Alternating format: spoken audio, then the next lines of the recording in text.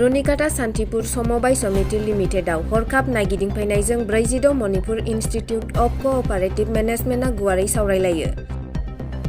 चिरां जिल्लानि रुनिकाटा सान्तिपुर समबाय समिति लिमिटेड सान्तिपुर समबायनि नब्लाङाव रुनिकाटा सान्तिपुर समबाय समिति लिमिटेडआव हरखाब नायगिदिंफैनायजों 46 मणिपुर इन्स्टिट्यूट अफ कअपारेटिभ मेनेजमेन्टआ गुवारै सावरायलायो। बे हाबाफारियाव मणिपुरनिफ्राय गोबां गुन गोनां सुबुंफोरा फैनानै समबाय समितिनि थासारिखौ नायफैदों। गिबियावनो आङो सान्तिपुर समबाय समिति जानानै नोंथांमोननि चेनेलनि थ्रुयै बयखौबो रायजो राजाखौ खुलुमग्रोबाय। दा जोंनि उद्देश्यआनो जाहैबाय दिनै जे गोजान गुबुन स्टेट मणिपुर स्टेटनिफ्राय जोंनि रुनिकाटा सान्तिपुर समबाय समितिखौ नायनो फैदों। बेनि मेन थांखियानो जाबाय दहाय बिथांमोना बुंलांदों जे माने ओरैबायदि रिपुटेडनो सान्तिपुर समबाय समितिया इभेन माने आसामनि कअपारेटिभ ससाइटिफ्रानो हास्लाबलांदों आरोखि।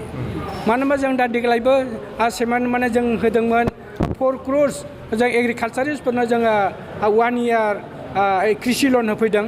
बेखौ रिकभार खालामनानै देग्लाय जोङो गोदान बोसोर 2022आव आरोबाव 8 crores 50 lakhs माबानो फार्मार्सफोरनो जोङो ऋण माने सेंसन खालामबाय। दा बावैनो 1 सप्ताहनि गेजेरावनो फैगासिनो दं। बिनि थाखायनो माने ओरैबायदि पपुलार जानानै दं। इभेन माने आसाम स्टेट गभर्नमेन्टआ जे ICM फैदों माने आसाम स्टेटनिफ्रायसो बिथोरखौ थिनहरदों। नोंथांमोना दस्रायाव थांनो नाङा, सोलोंनांगौल' गैया। रुनिकाटा सान्तिपुर समबाय समितियाव सोलोंहै। माने बिसोरना डिप'जिट मबिलाइजेसन दं आरो गुबुन गुबुन फांसनफोर दं, जेरै बेसर बायनाय माइ बायनाय बेबायदि दङ। बेनिखायनो नोंथांमोना बेयाव सोलोंहै होननानै बुंदों। मानो होनबा नोंथांमोना मिथिगौ कअपारेटिभ ससाइटि होननानै बुङोब्ला खालि गोदो माइरं सिनि संख्रै राननायल' माने आयदामोन, खिन्थु बे आयदायाव खुनु जाफुंनानै फैया आरोखि। फेलरसो दं, लसो दं। बेनिखायनो जोङो जोंनि BODफ्रा माने जोंनि BODफोर एबा स्टाफफ्रा रायलायनानै बिदि जों डेभेलप खालामनो हाया। जोङो माने थाखा फैसा जमायनानै जोंनि बेंकनिफ्राय लन लानानै बेसर बायनाय माइ बायनाय फाथो बायनायखौ खालामनो नांसिगौ होननानै जोङो नाजादों। थिग बेबायदिनो थांनाय बोसोर जों 11 lakhs जों प्रफिट खालामनो हादों, खिन्थु देग्लाय एसे गाज्रि जानानै हायाखै। आगन्तक बोसोराव जोंनो 20-25 लाखखौ प्रफिटखौ जों नुनो मोन्दों। बेनिखायनो आङो खावलायो बे खेथ्रआवनो जों BOD बा स्टाफल' नङा, जोंनि शेयार हल्डार्स जेरै दादघाटनिफ्राय लानानै जोंनि थाखाजरासिम शेयार हल्डार्स दङ, बिथांमोनाबो जाहाथे बे कअपारेटिभ समितिखौ बेनिफ्राय बांसिन डेभेलप खालामनो हायो बेखौ जाहाथे बिना कअपारेसन खालामो। बेनिखायनो रायजो राजाखौबो खावलायबाय, शेयार खावलायबाय। आरो जोबथारनायाव नांगौ आरो खनसेबाव आंनि खुलुमनायखौ जासिनानै आंनि जे फंनैसो बेयावनो फोजोबबाय। गोजोन्थों। আমি रुनिकाटा सान्तिपुर समबाय समिति হৈছোঁ এতিয়া BTCত 1 নম্বৰৰ টপ গ্ৰেড এৰ ছ'চাইটি আমি বহুত বছৰৰ পৰা লাভ কৰি আহিছোঁ। গতিকে এতিয়া আসামৰ মানুহবিলাকতো আহিছিল, ইয়াত আহি পেলাই আমাৰ পৰা ট্ৰেইনিং লৈ আমাৰ বস্তুটো চাই গৈছিল। কিন্তু এতিয়াৰ পৰা নৰ্থ ইষ্টৰ পৰা আজি মণিপুৰৰ পৰা যেনেকুৱা আহিছে তেখেতসকলে আহি কেনেকৈ ডেভেলপমেণ্ট কৰিল, কেনেকৈ ৰাইজক সেৱা কৰিব পাৰিছে, কেনেকৈ কৃষি লোন দিব পাৰিছে, কেনেকৈ লাভ কৰিছে, ৰাইজক কিভাৱে হেল্প কৰিব পাৰিছে, এইটো দেখি পেলাই তেখেতসকলে আজি ইয়াত চাবলৈ আহিছে। গতিকে আমি তেখেতসকলক ৱেলকাম কৰিছোঁ। আমাৰ BOD আছে, বৰ্ড অফ ডাইৰেক্টৰ, চেয়াৰমেন আমাৰ মহেন্দ্ৰ নাৰ্জাৰী ছাৰ আৰু বৰ্ড অফ ডাইৰেক্টৰসকল আছে। তেখেতসকলৰ গাইডলাইনছত আৰু ষ্টাফসকলৰ হেল্পত চবৰ হেল্পত আমি ভালমতে ডেভেলপমেণ্ট কৰিব পাৰিছোঁ। গতিকে আকৌ আমি হেল্পত ডেভেলপ কৰিব পাৰিম এই আশা ৰাখি গতিকে তেখেতসকলক আমি আজি চবকে ধন্যবাদ জ্ঞাপন কৰিলোঁ। বাকী কথা আমাৰ চেয়াৰমেন ছাৰ আছে, महेंद्र नार्जारी सर, तेखेते जनाब। हम लोग आया हैं मणिपुर से। मणिपुर का GP लेवल का gram panchayat level multipurpose cooperative society, यहाँ का GPSS बोलता है। तो ये जो है ना, ये टीम है ICM इम्फाल का टीम है। ICM इम्फाल जैसे वाला इंस्टीट्यूट जो है ना, ICM का फुल फॉर्म है इंस्टीट्यूट ऑफ कोऑपरेटिव मैनेजमेंट।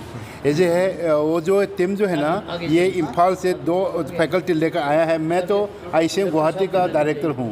तो हम लोग ये मेन पर्पज़ ऑफ यहाँ का देखने के लिए हम लोग आया है कि क्या फ़र्क पड़ता है या नॉर्थ ईस्ट का है और इसमें क्या पड़ता है, इसके बारे में तो मेन चीज़ जो हमारा रंगम लिया ने वो बोलने से बहुत अच्छा होगा। वो बोलिए मेन पर्पज़ का। ये हम लोग का ये सोसाइटी विज़िट करने के लिए हम लोग का मेन पर्पस तो कि हम लोग का समबाय समिति को डेवलपमेंट के लिए हम लोग का नाबार्ड ने एक स्कीम लगाया है। वो स्कीम के ऊपर में कि मणिपुर में हम लोग का कोऑपरेटिव समबाय लोग का भी एक अच्छा बिजनेस करना है, मतलब हम लोग का क्रेडिट बिजनेस, हम लोग का किसान लोग के लिए।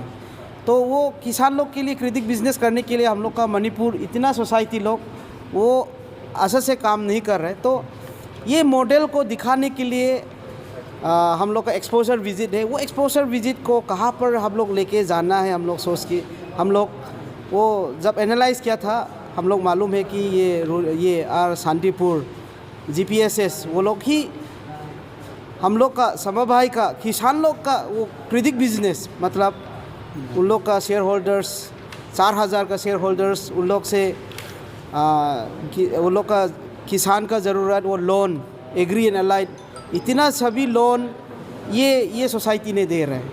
तो ये मॉडल को हम लोग ने कॉपी करना चाहते हैं, इसके लिए ये हम लोग इधर आए हैं। 2022-2023 सोलोंथाइ बोसोरनि थाखाय चिरां जिल्लानि थुक्राझार JD विलियम्स गोजौसिन इंराजि फरायसालियाव KGA थाखोनिफ्राय 11 थाखोसिम फरायसाफोरनि मुं थिसननाया सोलिगासिनो। गोजौ सोलोंथाइ लानाय रोंगौथि गोनां आरो मोजां फोरोंथाइ होनो हानाय फोरोंगिरिफोरनि गेजेरजों बे फरायसालियाव फरायसाफोरनो सोलोंथाइ होनाय जायो। बे फरायसालियाव हौवासा आरो हिन्जावसाफोरनि थाखाय आलादा थानायनि थाखाय हस्टेलनि खाबु दं। Computer and science laboratory, auditorium hall and library room, game and sports आरो music class, coaching and tuition खाबुखौ मोननो हागोन। गोग्गो आरो गुन गोनां सोलोंथाइ मोनहोनायनि थाखाय JD विलियम्स गोजौसिन फरायसालियाव मुं थिसननायनि खाबुखौ लादो। आबुङै मिन्थिनो थाखाय 9957717276 7002655105 जानबुं नम्बराव फोनांजाब खालामनो हागोन।